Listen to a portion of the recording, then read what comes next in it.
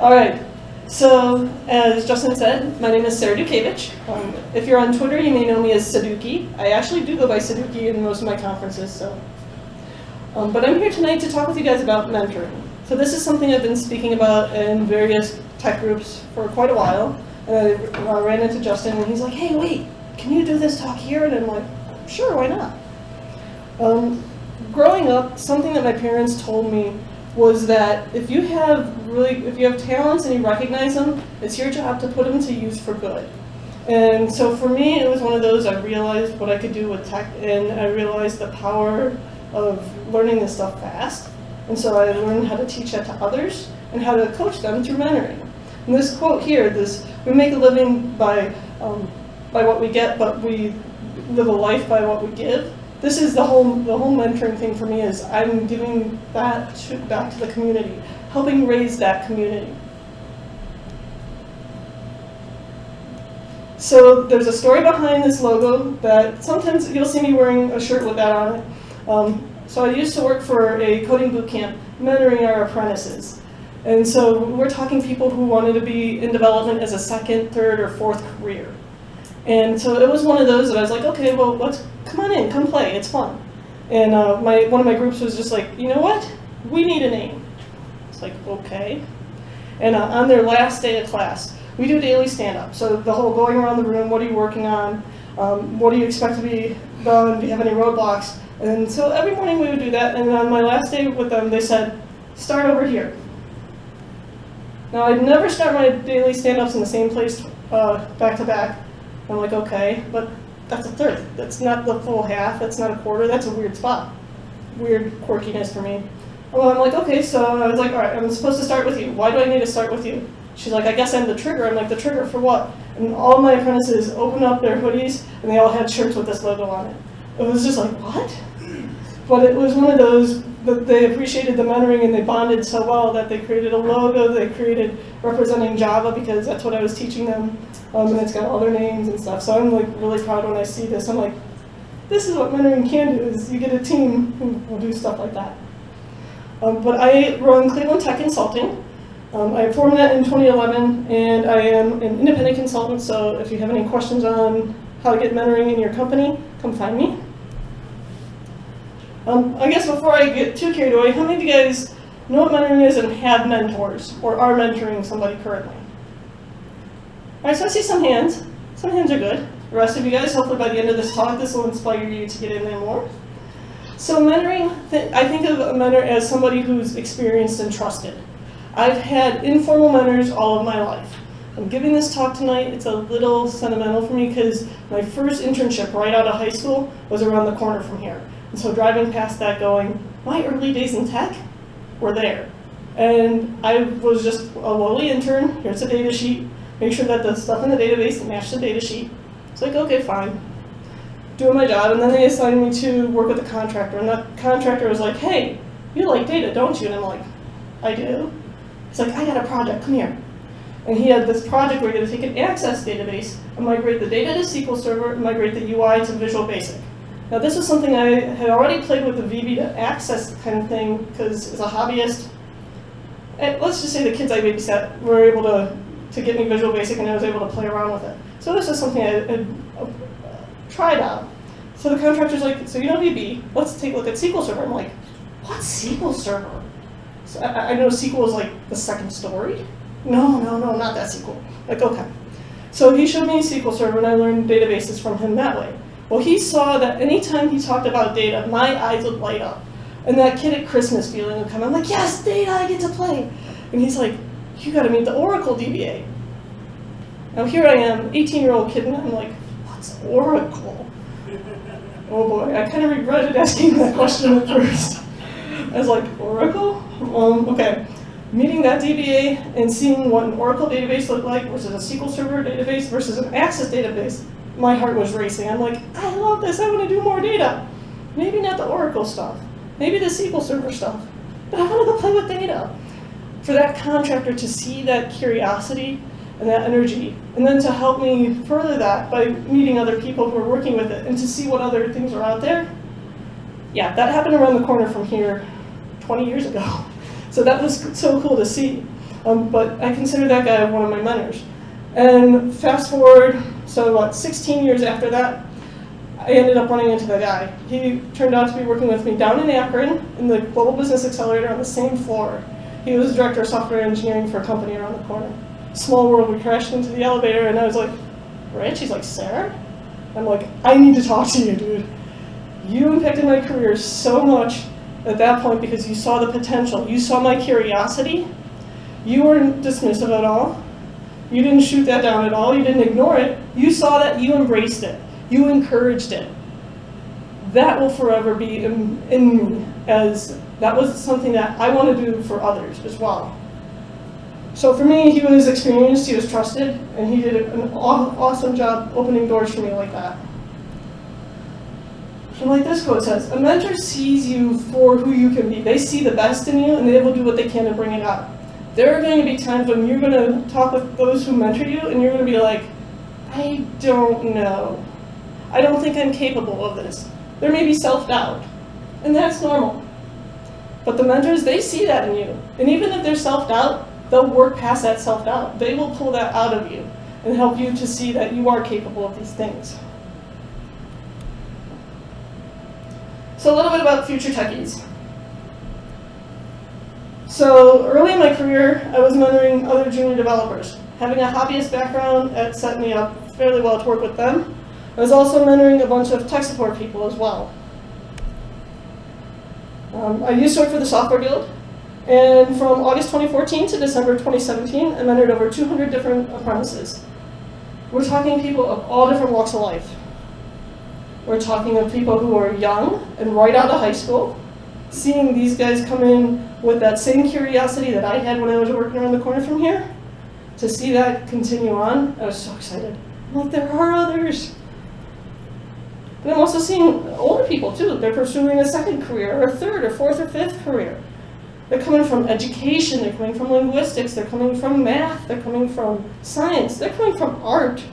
I still remember one of our first apprentices we had in the program. She was a medical illustrationist. So if you think of like medical books and like all those drawings, she actually was drawing those.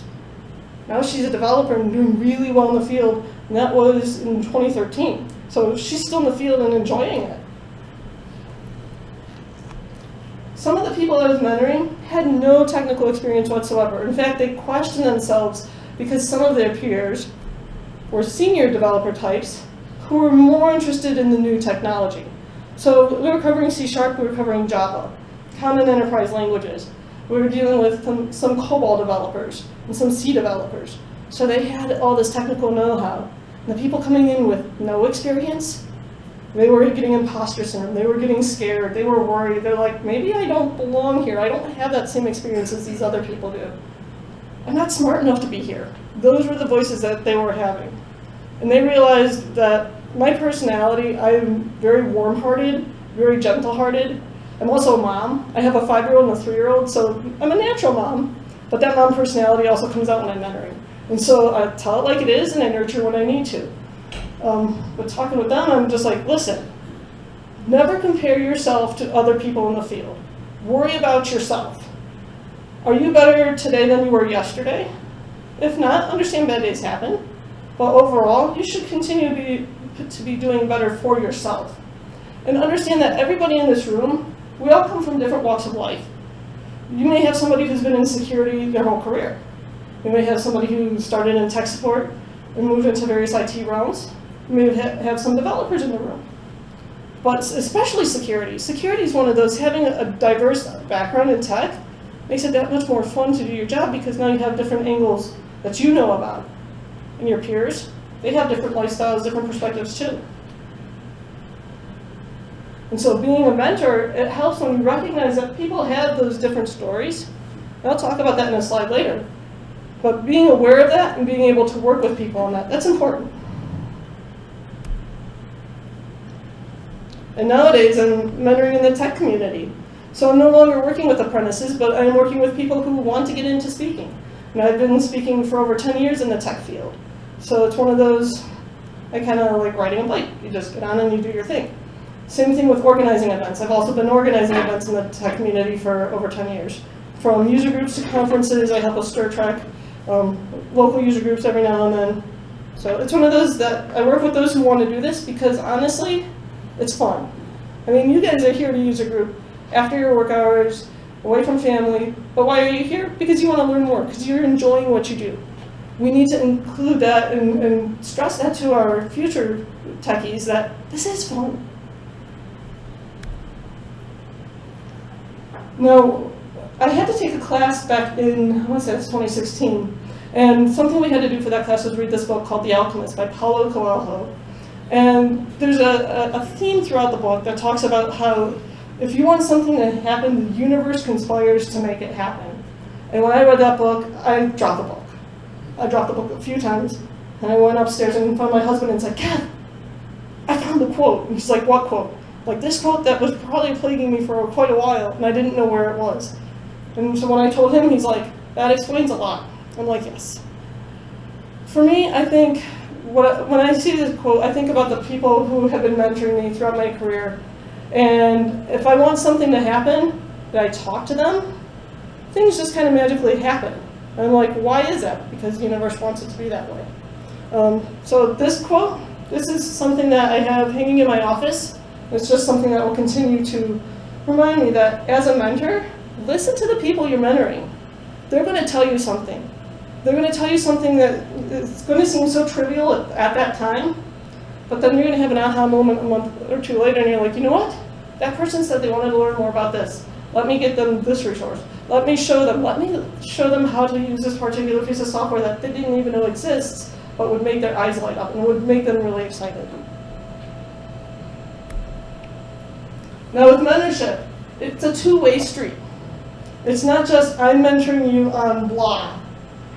What are you doing for the person who's mentoring you? And so the example I'm using here is Lady Ada and Charles Babbage. History for computers. So Charles Babbage, he did the analytical engine, and Lady Ada, she had a mentor, and that mentor, Mary Somerville, introduced her to Charles Babbage, because she thought that the two of them have two quirky personalities, so she figured that they'd get along well. Boy, was she right.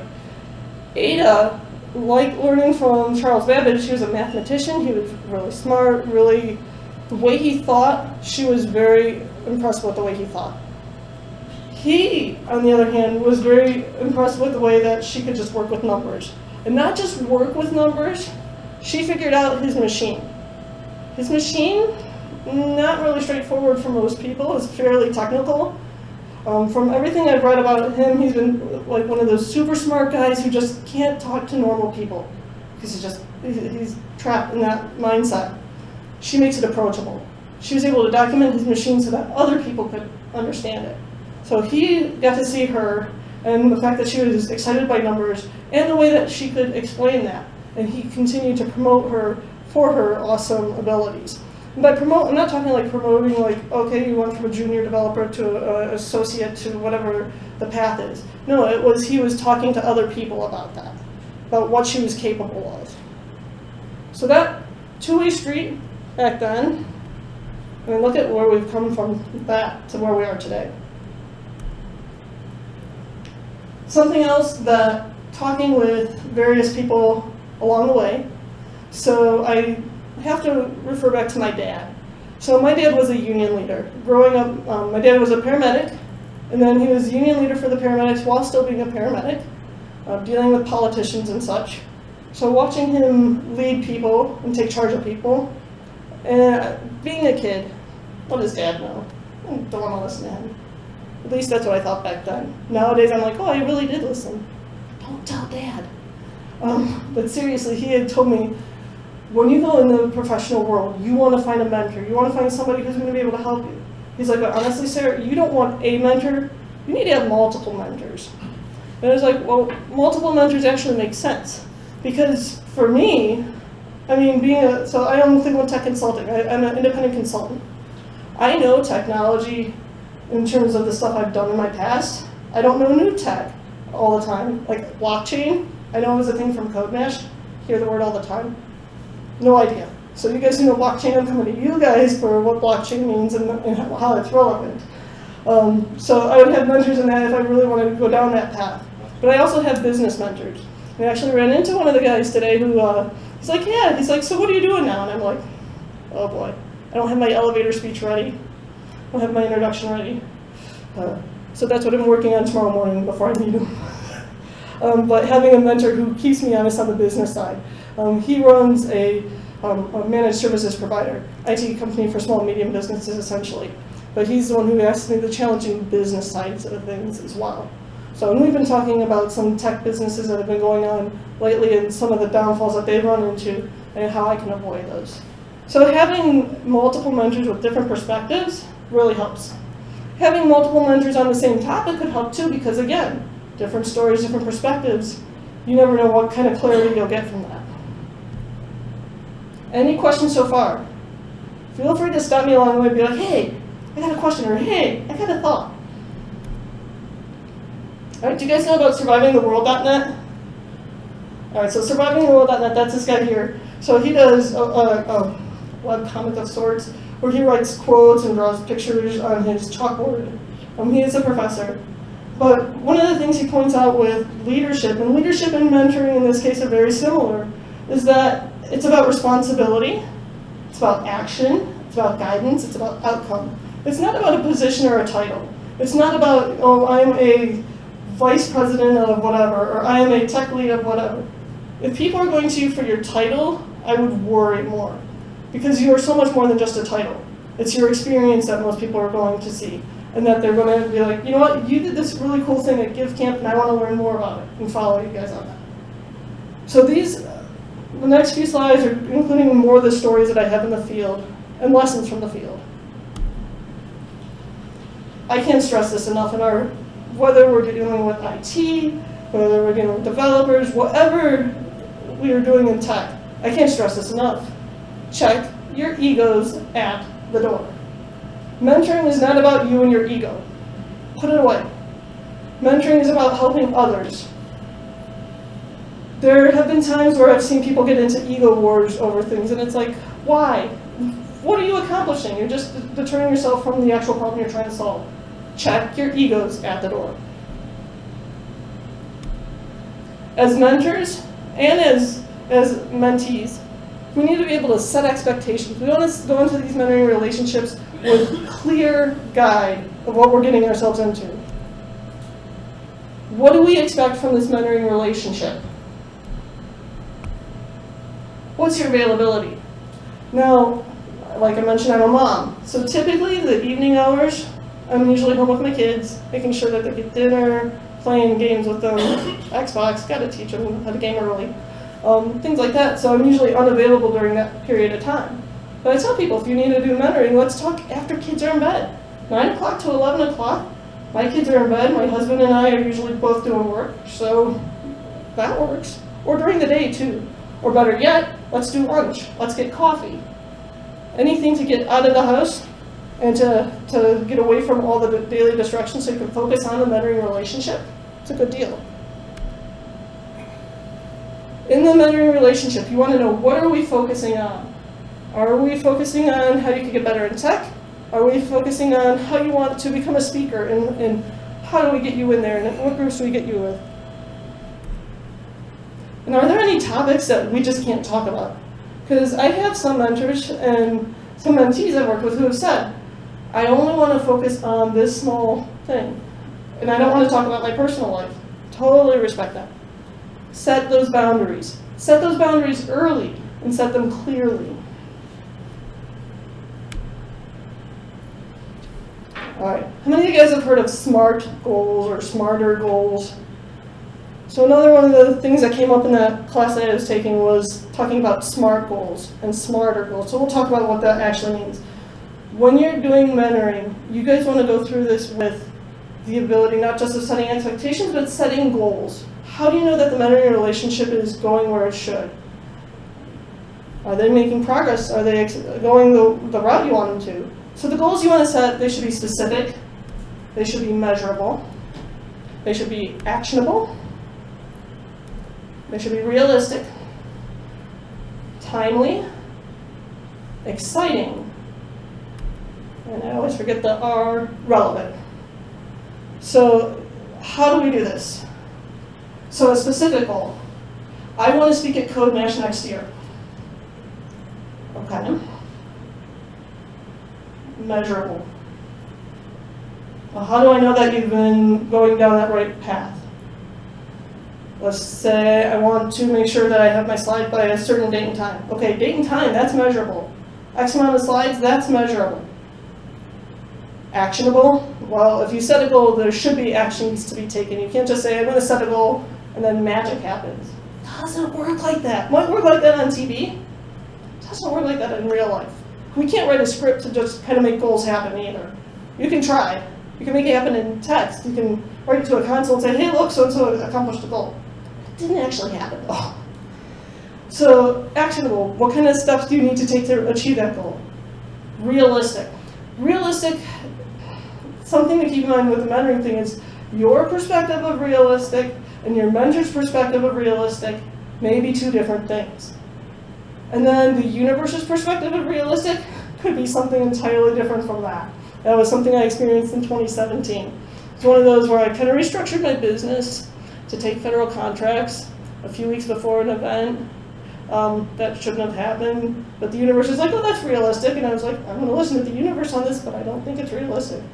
It actually happened. So, realistic, it's one of those that's very subjective. Timely, okay, if I want to speak at Code Mash next year, I know when Code Mash is happening. It's going to be sometime in January 2019. I don't know those dates off the top of my head, but I have a time to shoot for. Exciting. I have a conference that I'm going to be speaking at that's going to be fun. You ever go to that conference, you'll realize that the speakers are all excited about it for a reason. And then relevant, it's so that I get out of the network. Questions about SMART goals? Okay, how many of you guys know this guy? It's Mr. Rogers! I love Mr. Rogers. He's one of my favorite shows growing up. He teaches kids tough adult lessons, but he makes it very approachable. Nowadays, you might not see him on PBS, but if you have kids, Daniel Tiger's Neighborhood, that's where it's at. First time I saw that, I was just crying, and my kids were like, Mama, why are you crying? Mama, why do you know his closing song? Because it's Mr. Rogers. Fred Rogers spoke a lot about public broadcasting and public TV and working with kids on TV and such. But this quote here, as a mentor, you really need to be your true, honest self. It is one of the greatest gifts you can give anybody. By being your true self, your authentic self, that authenticity, that comes across by other people. They see that you're being genuine. They can relate to you a lot better. People can tell if you're being fake. People can tell if you have a persona. It's one of those, you want to be honest, you want to be who you are, so that you're relatable, you're approachable. And never sugarcoat a situation, because nobody can learn from sugarcoating other than, oh, I'm doing good, yay. Oh, keep patting me on the head, yay. No, that's not teaching anybody anything. Your honest self, you should also be able to say, okay, this isn't working and here's why. As mentors, we need to go into our mentoring relationships with the attitude of trusting and respecting until burned. And the reason why I say that is because I've seen people talk to me and they're like, Sarah, trust and respect should be earned. You shouldn't just go into it. No, the thing is, you've got people approaching you who want to be mentored, and they already have that trust and respect for you. You need to reciprocate that for that relationship to be starting on the right path. If you started on rocky ground, it's hard to bounce from a rocky ground into smooth sailing. Go into smooth sailing. And then if trust is burned, or if respect is burned, if it's a learning experience and it's not one that's mortally wounding you, then make that learning experience the learning experience it is, and talk them through why it should be a learning experience. Talk them through, this didn't work out and here's why. We have to be able to tell them the here's why though, so they actually learn. Something else we have to do, because tech, we are filled with our opinions. Plain and simple, I could say something like, okay, what's your favorite web browser? I should hear 10 billion different answers. We don't always agree on the same things. We all have our thoughts and our opinions. Or for the developer types, object relational mappers versus actually writing your SQL by hand. There are particular feelings that we may have. They may be very strong one way or another. But as mentors, we need to bring our bias out of that and present the facts. Let the people that we're mentoring make their own decisions. Make them have their own views. They might be different from you, but you know what? You work with different people every day. People with different views. You figure out how to manage that. But the thing is, you're telling people, here are the facts, and letting them make that decision for themselves. Because if you push forward a bias, they may never understand the facts, and then when the facts are presented, well, my mentor told me this, and so now they've got that bias. And then that bias carries forward. Well, it's one thing to be like, yeah, I want my feelings to go forward with everybody else. You don't want them to keep pushing like myths forward. That's not a good thing. And encourage their curiosity. Again, what Rich did for me back at my first internship rings true today as to how I am the way I am and why I am the way I am. And I still have that curiosity. Again, being in the field over 15 years, I still have that curiosity. Working with newbies encourages that curiosity. Put yourself in your mentee's shoes. Try to think back to what it was like to be in that position. What would you do for you who were in that position? And putting yourself in their shoes is a tough thing sometimes, because sometimes it's been so long. You're like, oh God, I don't remember what that was like back then. Get them talking. The more stories they tell you, the more details come out, the more you can understand them, the more you can put yourself in their shoes. Learn their strengths, learn their weaknesses. The reason I say learn both is there are going to be times in their career where they're not sure what to do. Sometimes you can just look at the time and go, oh, we're pressed for time, let's push to those strengths. I know you're strong at XYZ, let's continue to push that.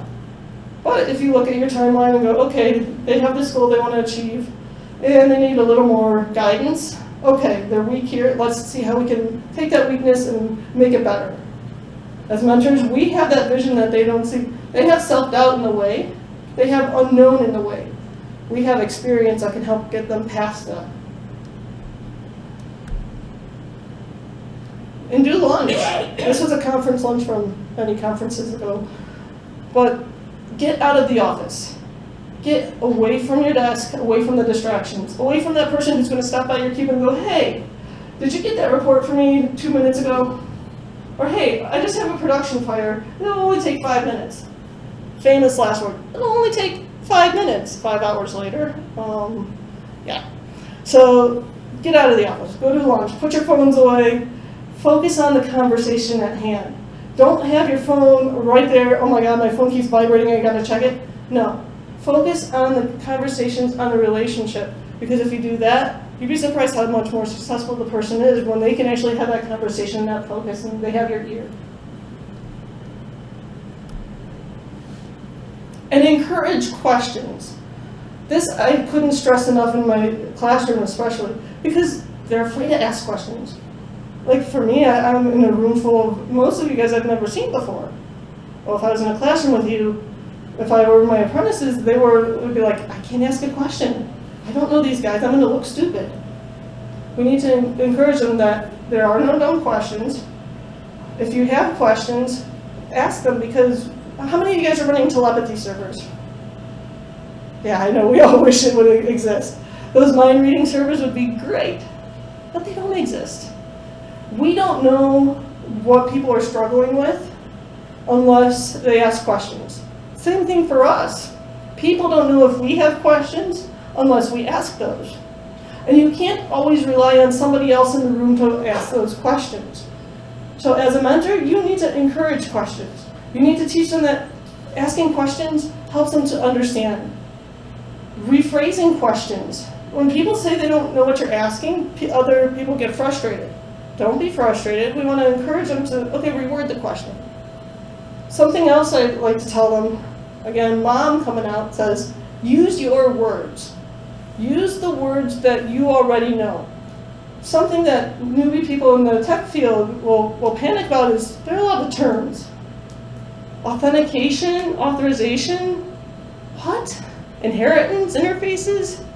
Implementations, instantiations, these all sound similar to somebody who has no idea what any of these things mean. They all sound similar, they all sound related, we don't know what that means. We need to tell them that's okay that you don't know what that means, but you need to tell us that you don't know. So encourage those questions. And demystify questions too. How many of you guys recognize this guy? Mad Magazine folks, woohoo! I love Spy vs. Spy. And Spy vs. Spy, when she showed up, she's brutal. She's brutal.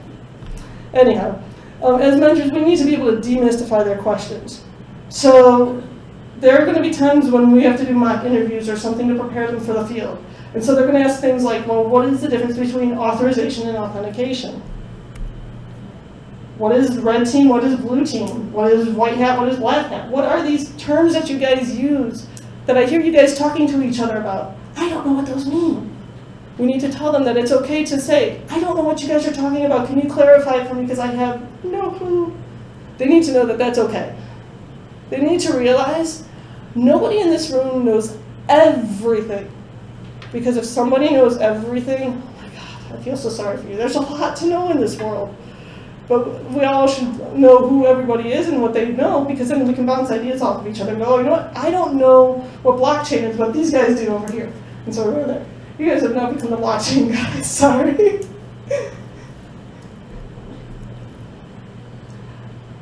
One of the questions that my mentor likes to use in one of his interviews is, how many piano tuners are in the area? He runs a managed service provider in IT for small and medium businesses. What do they care about piano tuners?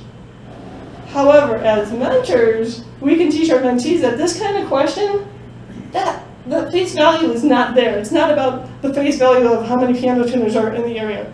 Richfield? No idea. I could hit Google and find out. But it's the how do you solve a problem you don't even know. That's what the people are looking for. Our mentees and people who encounter this question for the first time, I've seen people cry over this kind of question. Like, I don't know, I'm not going to get this job. I don't know how to figure out piano tuners. It's like, guys, that's not anything related. It's just how do you solve a problem with a lot of unknowns.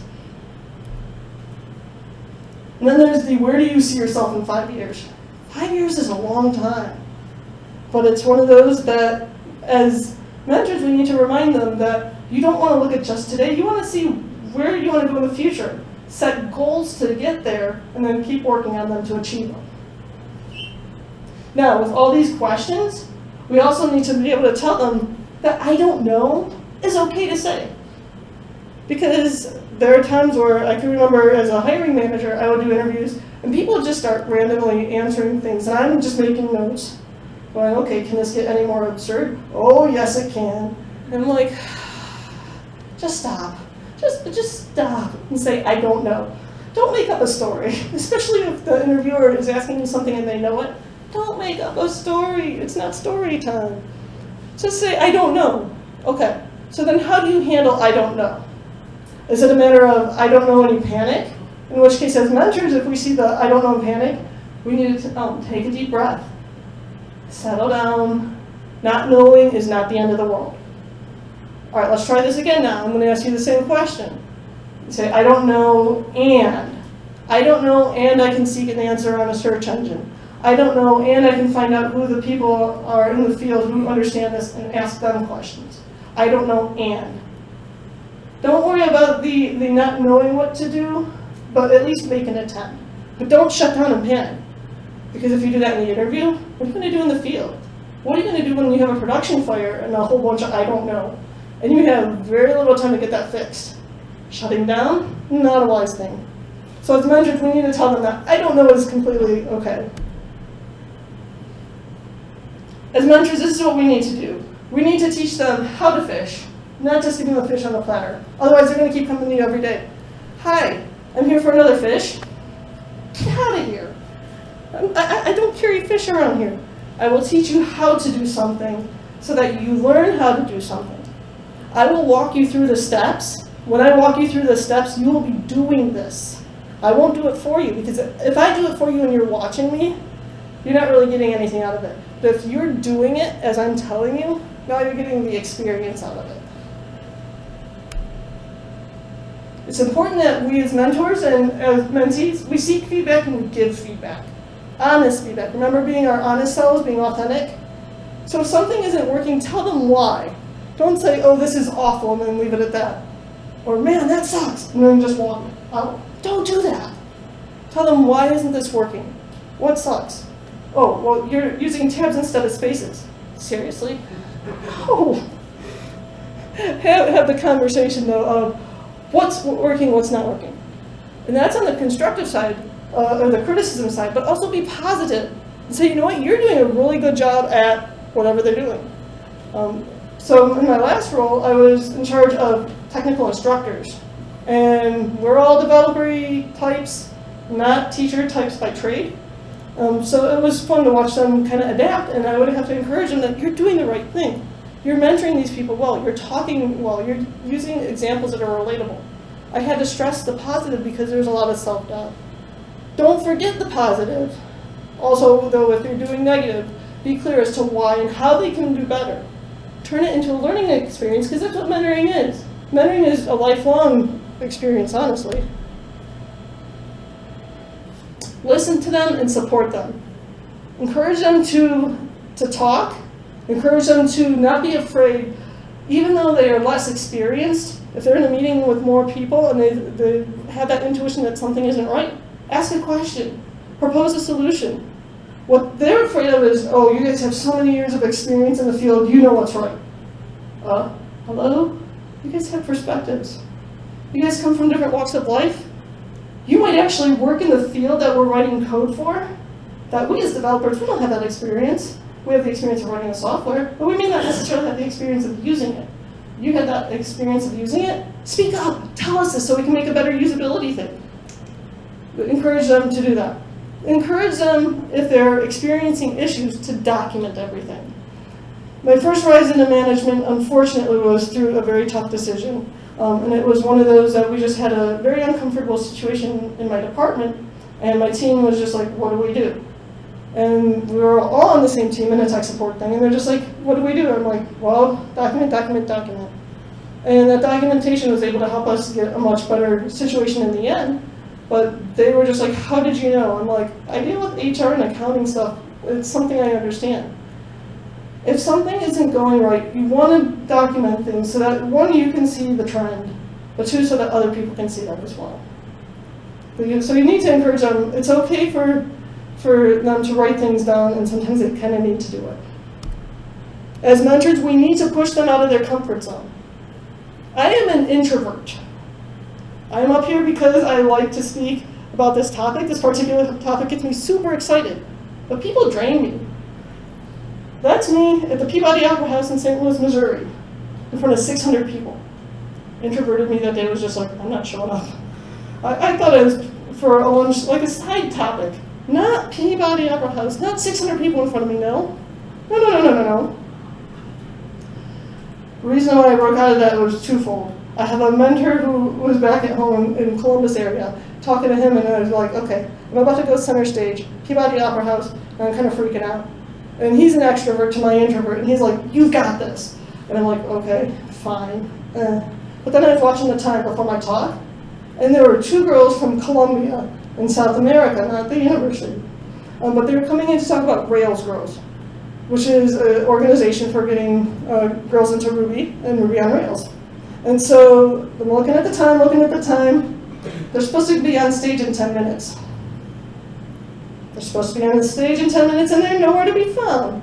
All right, ladies, where do we go when we're all scared and we don't want to be presenting? Restroom. So I'm like, all right, I'm on a search and rescue mission. Which my friends are like, what? Just trust me on this. There's a stereotype there. We live that stereotype. We can tell you that. So sure enough, I went to the ladies' restroom, and I found the two girls there, and they were bawling.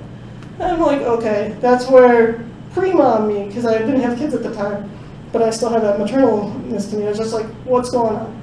Well, we're nervous. There's a lot of people out there. Yeah, so what? People are here because they want to hear what you have to say. They're here because they want to learn about Rails Girls.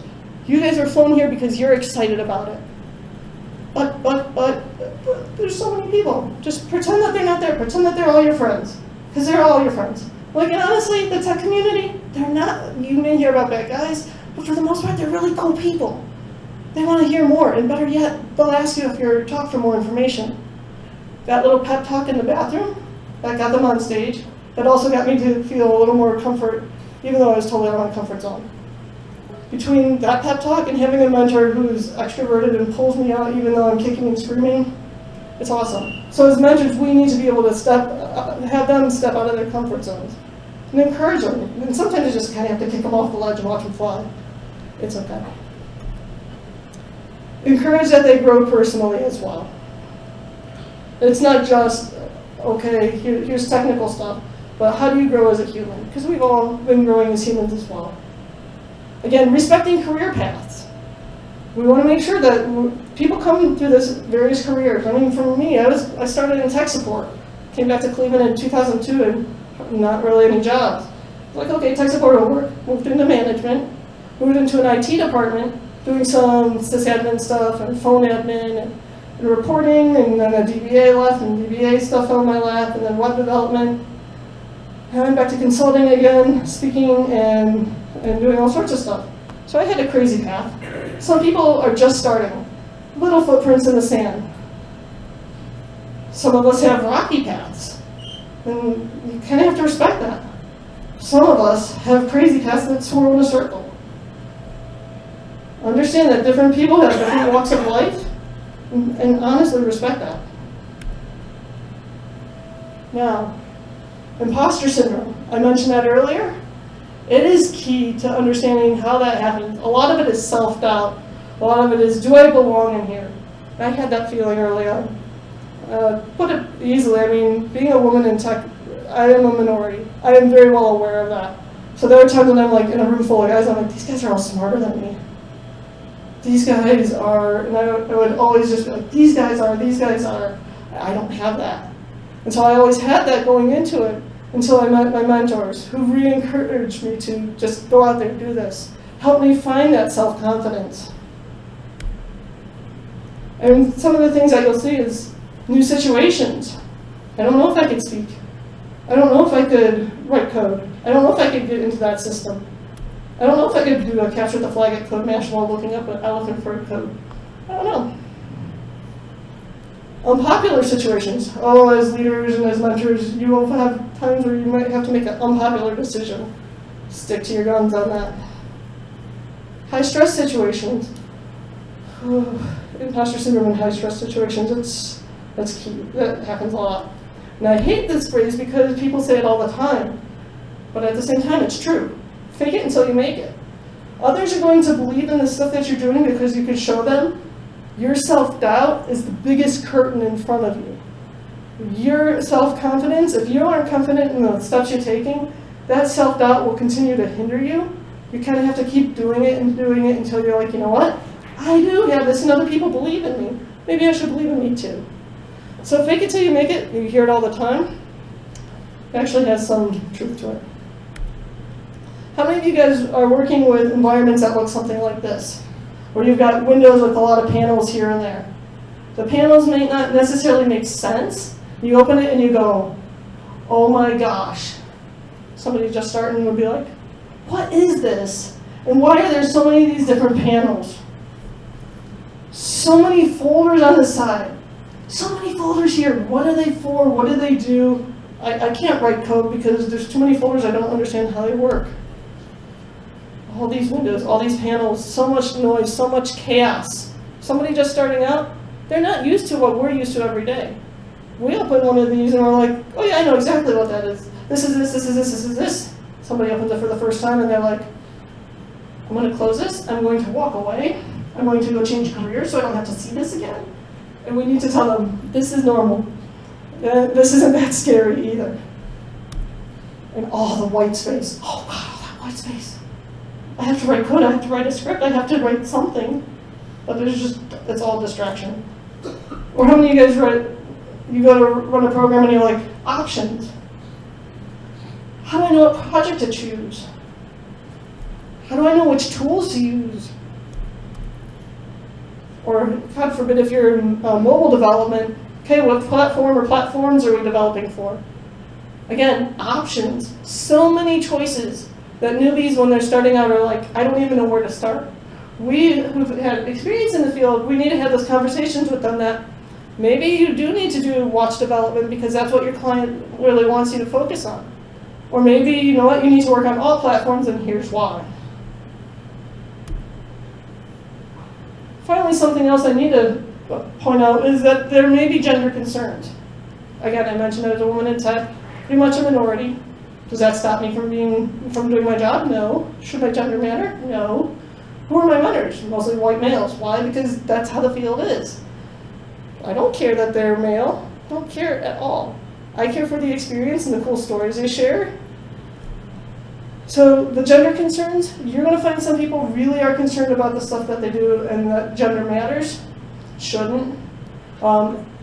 Gentlemen, if you have a lady that you're mentoring and she has questions about how do you handle this, and it's a women in tech kind of thing and you're not sure how to handle it, reach out to the other ladies in the field. I'm Suzuki. My email address is, if it's not on here, I'll make sure you guys have it. You guys can always reach out to me for women in tech questions if you have anything. Nothing's going to offend me, so. All right, so all this talk about mentoring, where do we go to find a mentor? Where do we go to, I want to mentor somebody today, or I need to find a mentor on blah. Well, there's this quote here, and actually this is a little misplaced. This Condoleezza Rice was talking about trying to find a mentor in her field. How many black female Soviet specialists are out there? I think she's in. If she had waited, she'd still be waiting for a mentor.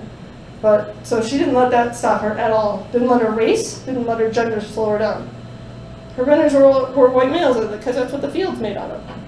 That's why I say, demographics and finding that, I would say don't include those as something to be concerned about. Look for people who've got the experiences that you're like, I like what they did. I want to learn more. I want to see what they do. Sorry, so where can we find mentors? How many of you guys know about Cleveland Tech Slack? Oh, some, okay. So, Slack, you guys are at least familiar with Slack. Think of it like IRC, only messages actually stay a little bit longer. So Cleveland Tech Slack, if you have questions on how to get on there, follow me on Twitter and direct message me. My DMs should be open. Send me your email address and I'll send you an invite. It looks like the Heroku app was down earlier today. But so this is for the Cleveland Tech community. And by Cleveland, I mean Cleveland, Akron, Canton, Northeast Ohio, essentially. But a bunch of us are native Clevelanders, so. Well, I started a mentoring channel today, and it's all sorts of chaos in there because everybody wants to mentor or talk about mentoring or are looking for mentors. So it's doing what it's supposed to. So come to the mentoring channel on there. You can find some companies have formal mentoring programs. If you're at a company where you want to build a formal mentoring program, come see me and we can talk about this afterwards. But you can usually find somebody, maybe you have a boss, or you have a more experienced colleague on a project that you can go to for as a mentor. Like I said, some companies do have formal mentoring programs. I was reading a book recently where they had like their executives and their C-levels mentoring people who are just getting into the field. Such a night and day, but it forces those who have been at the C-levels and the VP levels to realize what it's like to be just starting out. And it makes those who are just starting out realize that those C-levels, the VP levels, the executive levels are actually normal people.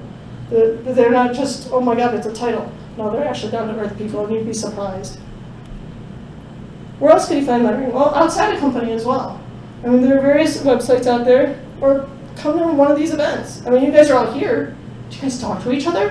Heard a lot of talking with pizza and such. Talk to each other, and if you find something interesting about that person, talk with them. Mentoring doesn't have to be a formal thing. You can have informal relationships as well. Most of my mentors are friends at this point because we've been talking for so long. But go to conferences or keep coming to user groups. There's a website called MentorNet. I learned about this back in the late 90s, and it's still thriving today. Its focus is on STEM. And then mentoring.org, which has also been around for quite a while, has mentoring programs. And like I said, locally, come play in Slack, because we have people not just from security or .NET or functional languages or C# or SQL or any topic really. everybody in there under all walks of life. These are just some of the other groups that are out there. IEEE, of course, in the professional space. In the academia world, Women in Technology has a website. There's a group in Canada called iSisters. And Micromentor is another one that I found just recently. And these slides will be available on SlideShare, and I will tweet about it, and then sure NEOISF will also retweet it. So we'll make sure that you guys get that. I'll also make sure that Justin has it so he can get that out to you guys as well. Now, one of my trips out to Microsoft, so I go out to Microsoft 1 week a year, meet with Microsoft Most Valuable Professionals, basically meeting the guys who create the tools, giving them feedback and such. I love going out there. The visitor center had this slide, and I saw this, and I was like, you know what, this is important for me to put in a presentation, because it's true. This rings true for mentors, too. Our mission is to empower everybody to achieve more.